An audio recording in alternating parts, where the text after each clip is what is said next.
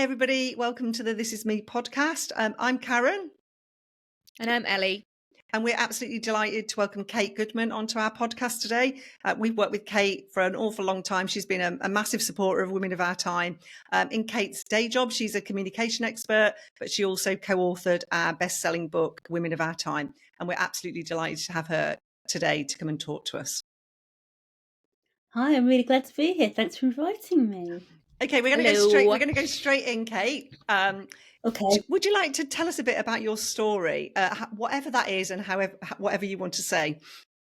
Yeah, sure. So it goes back nearly 50 years. I turned a big 50 this year. I was born in Croydon in South London. So yes, home of Kate Moss and Croydon facelifts and all of that kind of thing. And I was born into a really happy family, just an ordinary family. And I was lucky enough to go to girls' schools mostly. Where we were really empowered, especially when you think it was the 70s and 80s, we were really empowered to think about what we can do and what we could do. And that's really stood by me for my entire life. I had very strong female figures in my life at home as well, with very strong Irish matriarch grandmother and another grandmother who'd sort of witnessed a blitz from her home in Buckinghamshire. So I had lots of really strong female characters, lots of really fantastic inspiration in my school days. And I think that set me on a really good path for my future. So fast forward to today, and I now run my own business. I do communications consultancy for a number of different businesses across a number of different sectors. I'm a mum, went through my own struggles to become a mum, and here I am today, and no longer living in Croydon. I'm living in leafy Worcestershire now. So. Oh, nice. I didn't know. For some God unknown reason, I didn't know that's where that's where you were living. Yeah. So I want to know, are you a southerner or a northerner? I think you're still a southerner. Oh, you can't be a northerner if you're in Worcestershire. It doesn't. Hello. That no. doesn't help. Oh, I've got no internet connection. She's gone away. Don't worry, she'll come back. I'm a southerner at heart, completely. But I need to go back and get my London fix now and then. Oh my God. Yeah, we'll allow that for now, Kate. But when it comes down to it, the North-South divide, real thing. We had a technical difficulty, and we were just discussing the North-South divide. Yeah. Which is where we were, and I think we can swiftly move on from. I wanted to ask. It's probably best for the sake of the listeners. I'm so sorry. I wanted to ask you something, Kate. When you say ordinary, what do you mean by from an ordinary upbringing, from an ordinary family? How would you describe that to everybody that's listening? Oh, that's a really good point. I guess it was just like a 2.4 kids. Dad worked. He had his own business for a long time. Mum didn't work until we were a bit older as children. And when I say ordinary, I don't mean that we were. Well, I mean, we were pretty ordinary. We were in a 3-bedroom semi, South London. We weren't particularly well off, although my family scrimped and saved to send me to private school for as long as they could afford. But we were also really badly affected by the recession in the 90s. So just like millions of families up and down the country, things suddenly went completely upside down for us. My dad's business had to fold. My mum had to go out to work. It was a real frightening time. I had to be pulled out of private school and got sent to a girls' comprehensive school, which doesn't sound like much, and I know that doesn't sound very ordinary, but it was a massive culture shock for me at the time. Mm-hmm.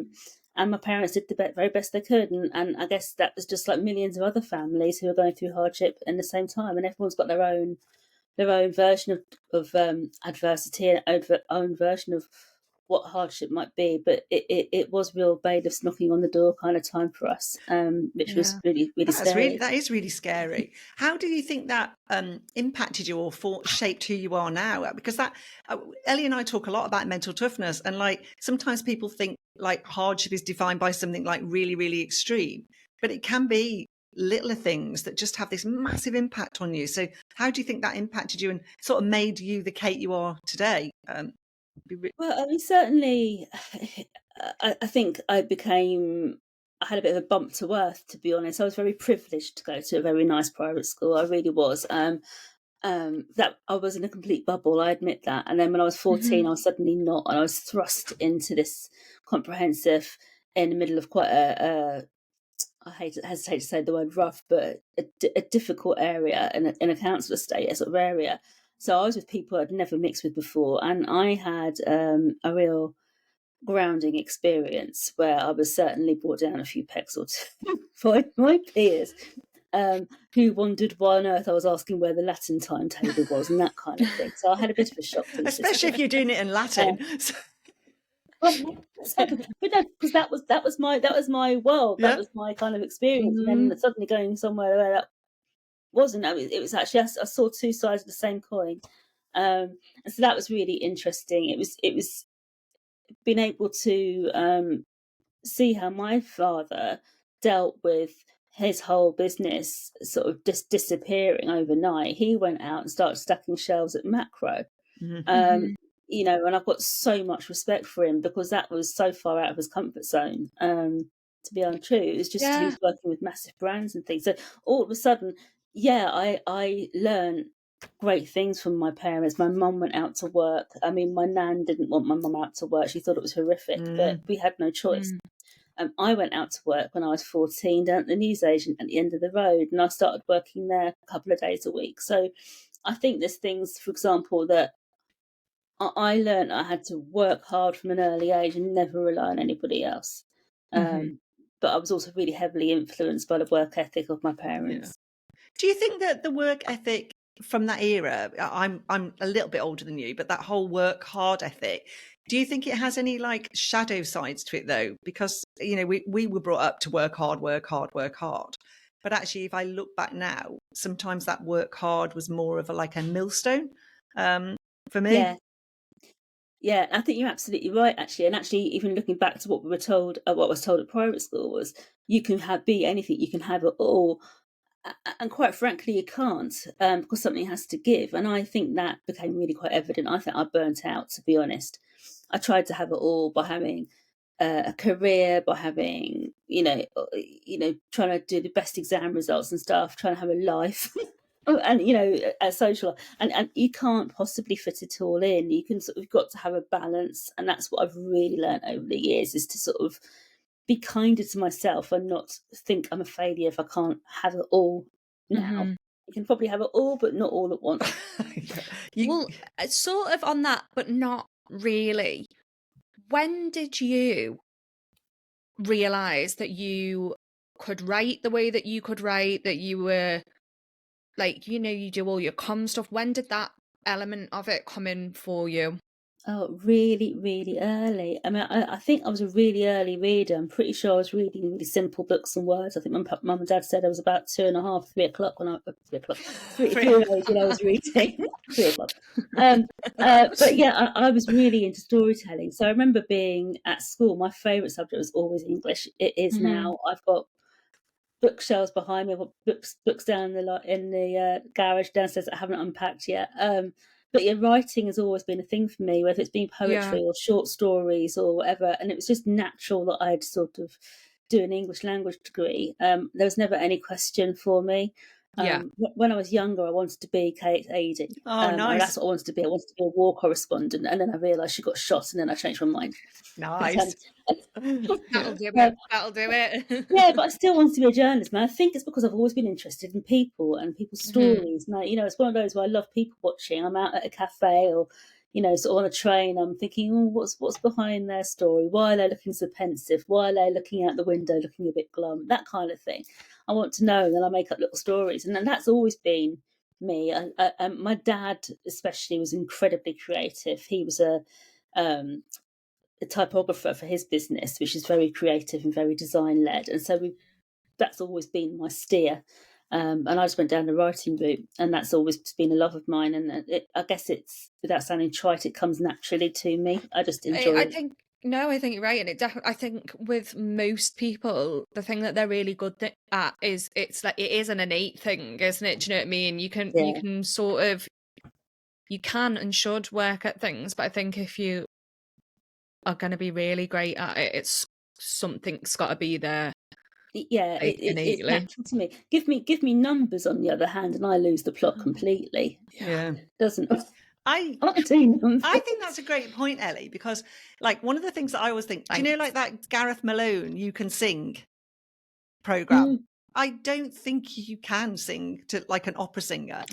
Like, and I'm not saying that you shouldn't try, but I think, you know, there's limitations. And I would love to write like you write, Kate. I think you articulate everything so beautifully, but it doesn't stop me trying, but I know I'm never going to be a Kate. And I think sometimes for women but for women in the workplace, we should play to our strengths and be proud of them.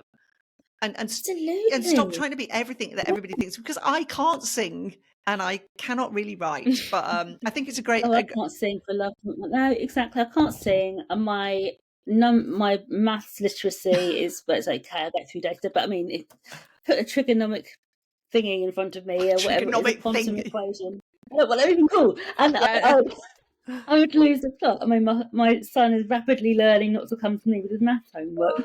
Yeah.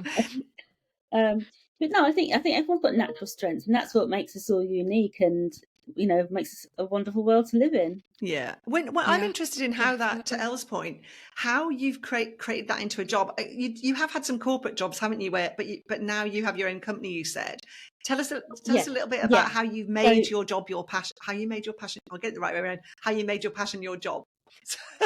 Yeah, well, I went to university. I studied English language and literature in Birmingham, and from there I still wanted to go into journalism, or I wanted to be a copywriter for an ad agency like Saatchi and Saatchi's or something like that. But it was 1997 when I graduated, and the market was hard. It's hard now as well for people. I know it was very hard at the time, and I couldn't get anywhere.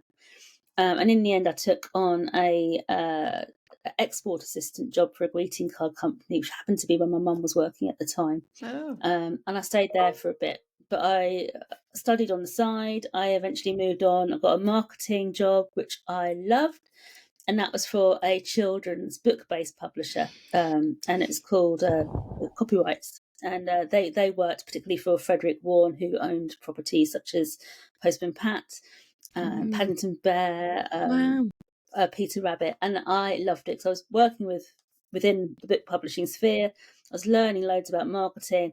I thought this was brilliant, and then I got made redundant. And at that point, my husband and I decided, well, he wasn't my husband at the time, we decided we moved back up from London. We couldn't afford to buy down there. We thought the 65 grand that was being asked for our flat down there was ridiculous. Of course, now we kick ourselves because we'd be minted. But anyway, hindsight's a wonderful thing.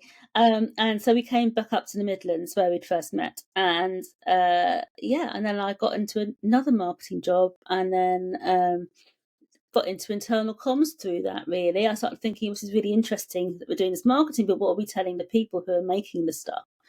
Got made redundant from that job too. It becomes a habit after a while.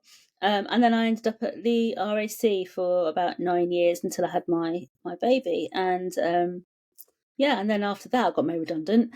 And just thought, sod this for a game of soldiers. I am going to set up my own business. So I thought I did. So I did, and I haven't looked back since. So that's how I've developed it, and I've diversified from just internal comms into a bit of PR, and to strategic communications, and just change communications. Still write for myself as well.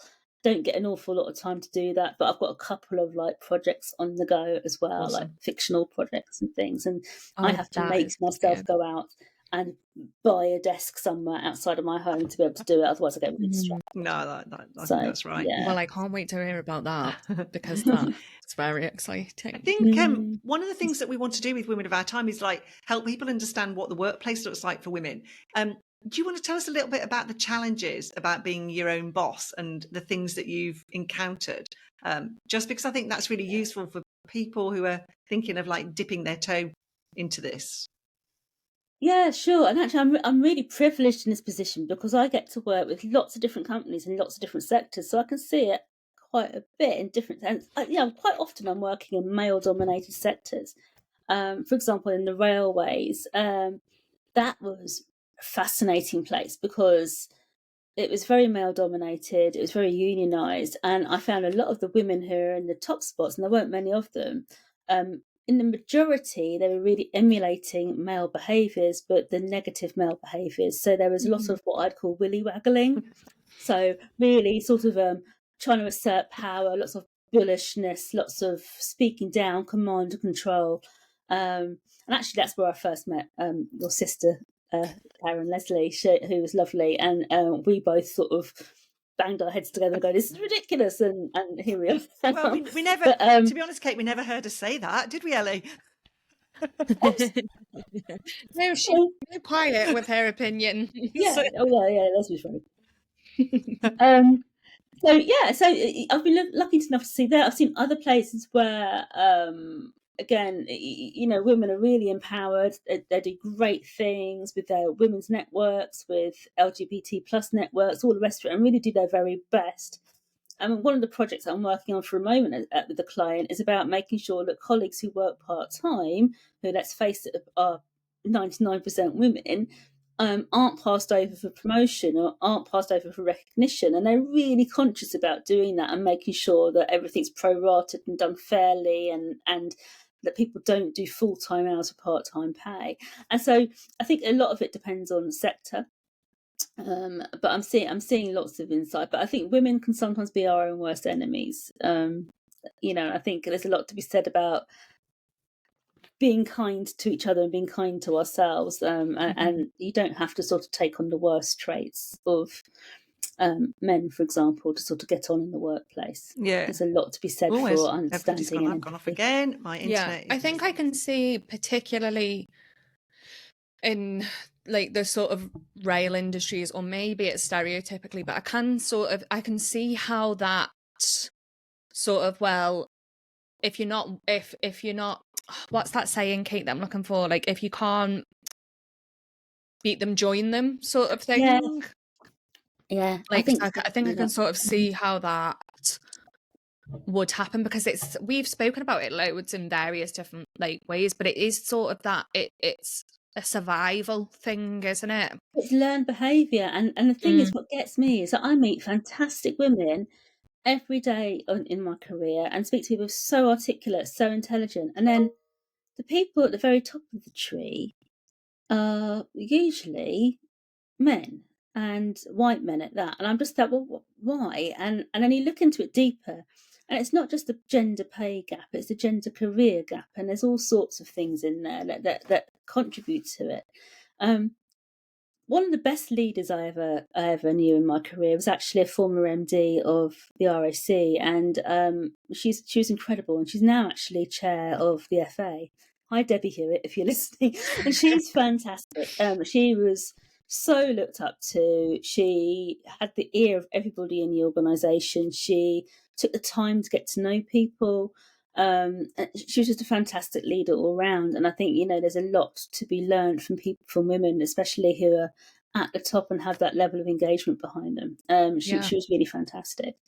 So yeah, I think there's lots of great women out there, whether they're all doing great things, and know how to break that glass ceiling as well. It's still there. I can't believe that in 2025 we're still 50 talking years, about isn't it? gender pay gap. 50, and it's mental.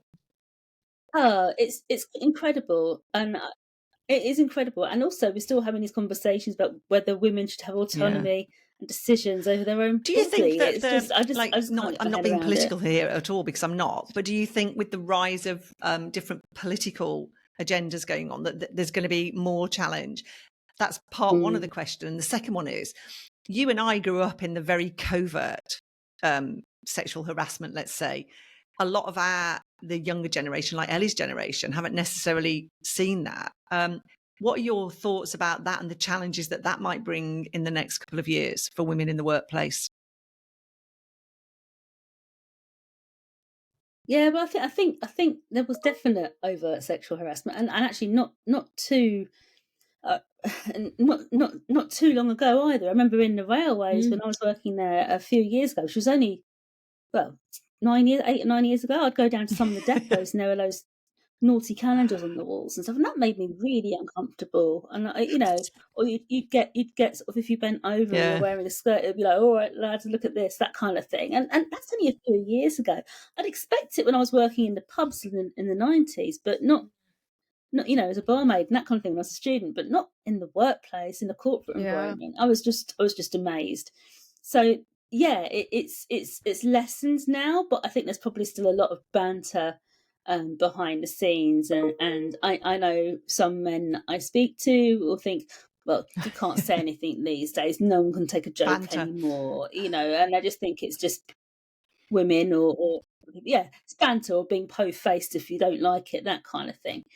So yeah, it's changed, but whether it's just been hidden away a bit, and I think actually you're right with the political things happening now. I think it's Yeah. there's almost permission for that to come through again, but in a much more insidious way. I mean, look at Andrew Tate. He's got a platform. You've got a lot of the incel kind of stuff that's happening now, and men who are feeling disenfranchised going towards that way. All the stuff that's happening in America, where some states where women just quite frankly don't have the choice over what to do with their bodies, in certain situations. That really frightens me, actually. And I think there's a lot. I don't know what we can do about it, to be honest, but it frightens me that actually we were probably freer 20, 30 years ago. Yeah, it might be more overt, but it really frightens me. And I think that sometimes it's just too big, isn't it? And you become like inert about it or passive or whatever, because it's just too big to think about. If you, in your own world, Kate, how are you able to tackle that, do you think? Because sometimes it's just a lot easier to think about our little world, isn't it? How do you think you can help with that? And how are you helping? Well, I think lots of little micro. I mean, you can't necessarily change the macro, but all the micros do help. So I'm mum to a boy, and he's just turned 12. And so every time I see something that's not acceptable, or he might hear something that's not acceptable, I call it out. And I say, Charlie, you must never, not that you would. I mean, I don't think you ever would, but I say, you wouldn't say that because of X, Y, and Z. And, make sure that if you get married and you get married to a lady, don't ever say that. And, doing dishes and stuff isn't women's work. And we're quite lucky, actually, in that my husband is a stay-at-home dad. So in our house, Dad does the cleaning and the cooking and the ironing and that kind of thing. So he knows it's not blue job, pink job, that kind of thing. Yeah. He sees that I'm working. He would call things out. He knows that girls can play football. I've spoken to him about my school days and saying, girls didn't play football when I was at school. We didn't play cricket, that kind of thing. And he's like, well, why? So he doesn't get it. So it's changing. I think it's a responsibility of all of us that have got children in their lives, whether they're male or female children or anything in between, that we sort of tell them not to accept those behaviours and to call them out. That said, I do believe that at the moment in this country, and I can't talk about other countries, that actually we're becoming much more label orientated. So I'm seeing a lot more gender divide. So I know when I was a kid, right, I was really into Batman and toy cars. I was like, Batman t-shirt, you had to peel it off me, my toy car. I also like my Tiny Tears dolls and Cindy dolls and that kind of thing. But now I'm like, would I have been labelled something else because I was into sort of more stereotypically boys things for a while? I don't know. It worries me a little bit. We're so quick to label kids these days. Do you think that you've had a label given to you that you've carried with you throughout your probably different times of life as well? Yeah, I do. And not necessarily to do with gender, but certainly to do with personality. So I was always been told I was really quiet, or I was a bit too clever for my own good, so a bit of a boffin, that kind of thing. And I'm like, I don't know, and that has stuck with me, because I think sometimes when I have given an opinion and it hasn't necessarily gone well, I do keep myself quiet. And I think if it was different, I don't know, that does stay with me. I'm always thinking twice before I say things. Like anything that happens, that bastard like makes you feel like that is gonna reinforce that again, isn't it? Do you know what I mean? Like you say, if you say something and it doesn't quite land the way that you wanted it to, you're like, that little voice at the back of your head is gonna go, you should be quiet. Like, well, everyone said you were quiet, so you need to be quiet. I have that self-doubt, and it's like, so I always have that self-doubt, and whether what I'm saying is worth hearing. So I'm often a lot more confident putting my thoughts down on paper and writing my thoughts down than I am speaking them. So I was always the one that'd be listening in a meeting, and there's a lot to be said, I think, for the old saying of empty vessels make the most noise. I think a lot of the time you sit in a meeting going, people are saying, I've never heard that. That's brilliant. So I'll tend to chip in and say something when I feel I've got something worthwhile to say. but that does lead to me being called quiet sometimes, or too bookish, or too boffinish, or whatever it Yeah. is. And I'm like, you know what? It's fine. That's just But who I I am. think, yeah, and I also like there's no point, as you sort of say, there's no point talking for talking's sake, is there? You might as well, like, it's Yeah, kind of only worth it for everyone involved if you pipe up when you've got something yeah, of exactly. But, use to say, but as the me, worst who label just I've fill ever been space. given, the worst label I've ever been given is you're fat. And I tell you, as a woman, that's awful. Ooh. I first got told I was fat when I was 4, and I remember being put onto sort of a diet when I was about 4 or 5. And you know, no arguments with anybody, but it's always been, oh, you've got a few rolls here, or if you put a belt on, you look like a sack of potatoes, Kate, or you know, you're far, you've not got the right shape to wear that. That has always stuck me, and I've been on a weight loss journey ever since I was a kid. So Yeah. even when I was at sixth form college, and my friends used to chuck me between each other like they were playing ball, I still believed I was enormous. So yeah, even now I'm on a diet.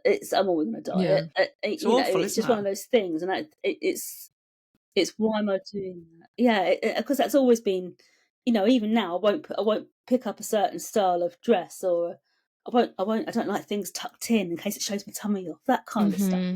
But that's the worst thing, I think, you know, being validated or judged on what Yeah. you look like Yeah. rather than for actually who you are. I just, you Yeah. can't believe, I was talking to the hairdresser the other day, and we were talking about how the really young kids now are all having like cosmetic surgery, and proper cosmetic surgery.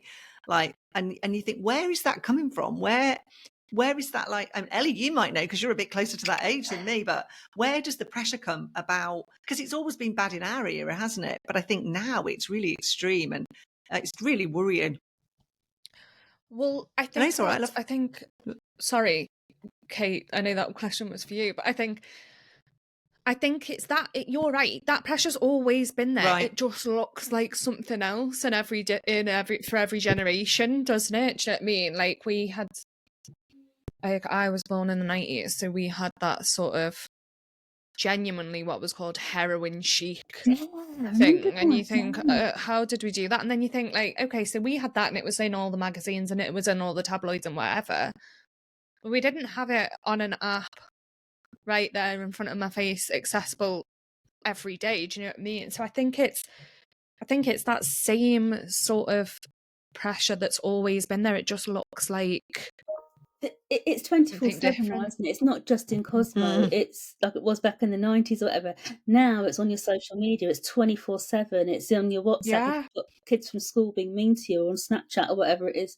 I think it's continuous. It's a continuous message. I mean, and now you've got the whole Ozempic, Mounjaro, that kind of thing. I'm not saying that being overweight or obese is healthy, but at the same time, that whole body positivity thing lasted about 5 minutes, and now everyone just wants to be really skinny again. So, Yeah. Yeah. you know, and quite frankly, you know, you've got to build. Genetics play a part. Your height plays a part. Your, you know, upbringing plays a part. Yeah, everyone should be as healthy as they possibly can, but at the same time, you know, sort of dieting in and out of different shapes and trying to build yourself up. I don't know. It's just not healthy. I don't think it's a healthy obsession, in my opinion. What part of Yeah. No, I think you're right. what? But I Just think means it's on the diet all the time. But there you go. No, well, and that's what. No, do you know? But that's the point, isn't it? Like we all know that whatever craze is in at the time is probably not the healthiest thing to do in the world, but we are going to do it because it's ingrained in most of us Yeah. to not feel good about how we look. Which is You want to try essential. growing up with an Let's face identical it, there we twin? are. Like, I'm Yeah. surprised that I'm actually sane. I think it's really interesting what you say, because you become like a coping technique is you become what people think about you, don't you? Do you know what I mean? Like Leslie was always the feisty twin. I wasn't the feisty twin. Like, you know, like we had an absolute classic at the Mass side, didn't we, Ellie, where they in the Kenyan language they said I was bigger than my twin. Like, and I think you become what it is. And I think how have you overcome what the labels are that you had, because you are so successful, you know, like you're such a supporter of our stuff, you know, you're always really like positive. How have you managed to overcome that, or are you just very good at hiding it? I'm really good at hiding it. Honestly, I think as I've got older, I've become really great at the art of, and pardon my French here, not giving a shit. Because I used to give a shit, and it used to be on my mind all the time, and I'd be like crushed with the weight of expectations of other people, expectations I was putting on myself, expectations of society. And then I got a bit older and I thought, you know what, this is a complete waste of time, and actually I am good enough. And I've got great friends, and we all back each other up all the time. I got really into yoga. In fact, it was you and Leslie again that got me into yoga a few years ago. And I thought, oh, I'm not sure this is going to be for me. The old yoga thing, I'll give it a go.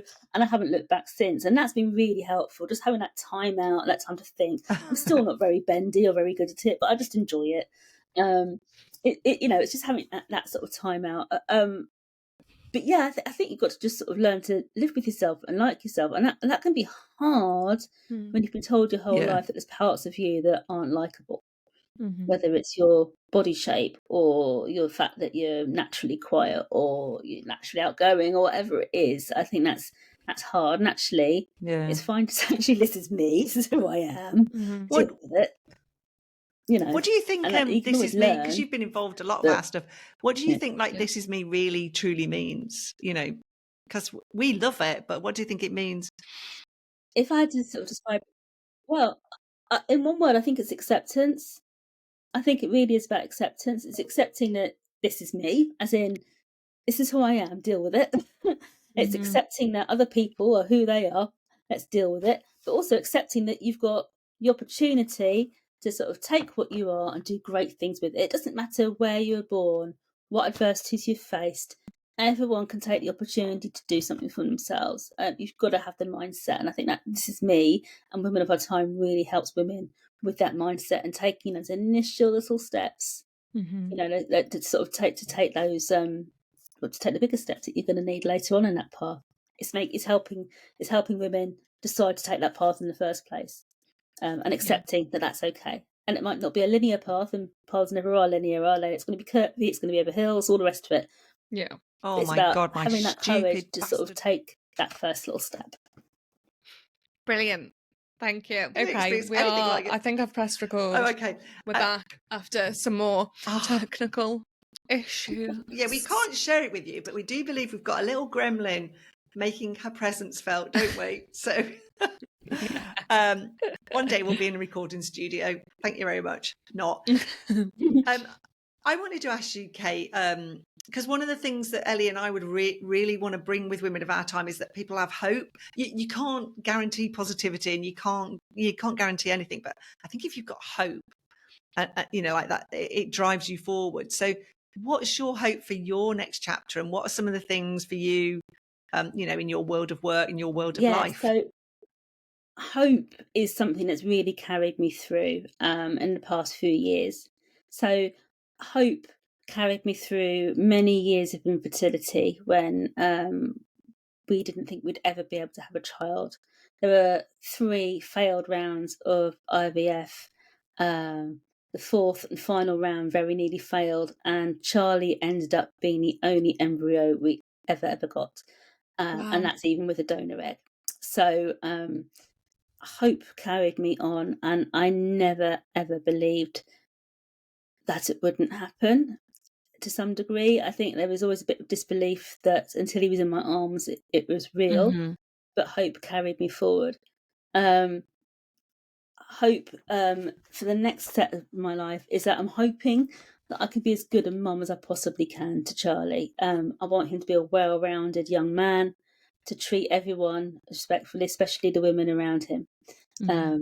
He loves his nana, he loves his community, he does all sorts of things. I'm really very proud of him. Yeah. And hope for me as well on a personal level that I actually get to realise my ambitions and publish a couple of fictional books. I actually sort of managed to get my arse in gear, quite frankly, and get on with these projects that have been hanging around for quite a while. You have been talking about that children's book since the retreat you came on, haven't you? Oh my God, I know. Well, actually, I have written a few chapters now, and the thing is, I get completely distracted. I'm actually booked onto a writer's retreat next week. So like I say, I have to go out. Apparently, I can't work in my home office on my own stuff. I've got to go and pay somewhere and sit at a desk with my laptop and be shouted at by other people. So that's when I'll crack out a few thousand words. And then there's another book that I'm writing on. It's more adult fiction, but I do need a bit of a research trip to Ireland for that one. Oh wow! So, if you need any research trip to Ireland, like visitors, we'll be happy to oblige. 100%. Yeah. So I'm hoping. I think I'm doing quite a lot of manifestation at the moment. I'm not sure if it will work, but I like to envisage myself at my book launch, looking magnificent in a knockout dress and several sizes smaller, and that's what I'm trying to keep forward. So that hope is always there. I don't believe it's ever too late for anybody, and I think you've got to have hope. Otherwise, what is there? There's despair, and all I've got to say, do Kate, that. is I'm not quite sure you've got over the fatism yet. But I think we need to talk about that. This is true. What are your aspirations for your business? What do you want to do with that? Have you had any thoughts on that? It's funny. I've never been huge. I've never been one of these people that say I'm going to have the next big comms agency or anything. I'm really happy with the work-life balance it gives me. Brilliant. That is worth its weight in gold. I get to walk the dog. I get to sort of spend time with my husband. I get time to sort of think, actually, I'm going to get my nails done today.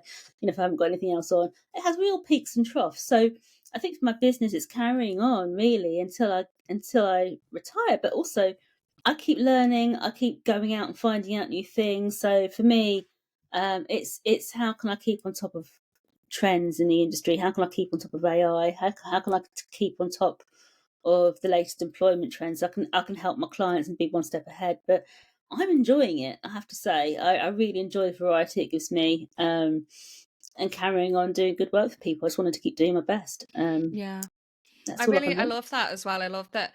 And listen, if the big dream is I want to be the biggest comms agency in the world, and that's that's fine. But I think there's something really brilliant about going, do you know what, this is working for me, and it's keeping me so I'm comfortable and I'm happy doing it. And it, like you say, like that work-life balance, it's so important.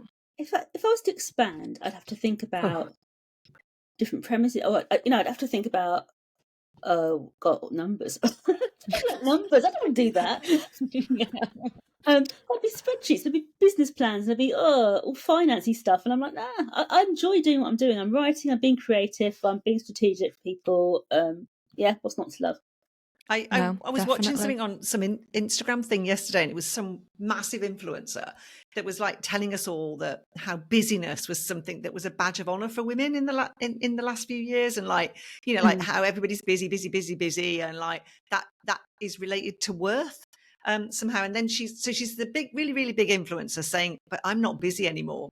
But she's got this massive place with masses of money, and is having this mantra about business is about worth, and it got me thinking about, is it busyness, or is it because we don't actually know what we want to do? Do you know, and we just busy trying to find something. Saying there? Was she saying you need to calm down to what was it? What was her sort of? Yeah, her mantra was if I have to sum it up, and I do think there's something in this: stop doing and be. Do you know, and walk the dog and spend time with your children, but from a really privileged position of being able to afford it. And you know how you find yourself shouting into the ether, which is the people you're talking to probably can't afford to do that. So why did it get me think? I was thinking about responsibility of women about what we say and who we're talking to, and just being really aware of people's circumstances.